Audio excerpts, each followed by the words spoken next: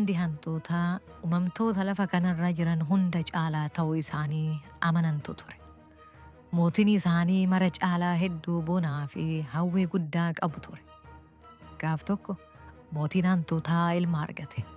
Innis ilmi kiyya uumama guddaa lafa kanarra jiru.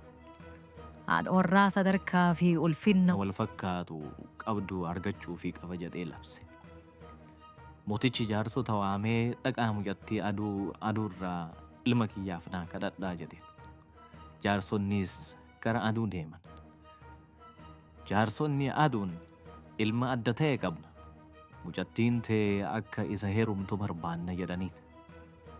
Aduunis dhugumatti ilmi keessan adda. Nama mucattii riya caaltu fuudhuu qaba. Deemaa intala dumeessaa gaafadha. Dumeessi na daheessuu yookaan na dukkaneessuus danda'a jedhe. Dumeessis ilmi keessan ajaa'iba. Bubbee gaafadhaa kan na bittinneessuu danda'u isa jedhe. Jaarsonnis gara bubbee deemanii waa'ee ilma mootii itti himan.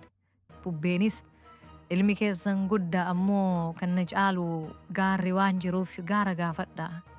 Gaarri waan deemsa na dhorguuf jedhe.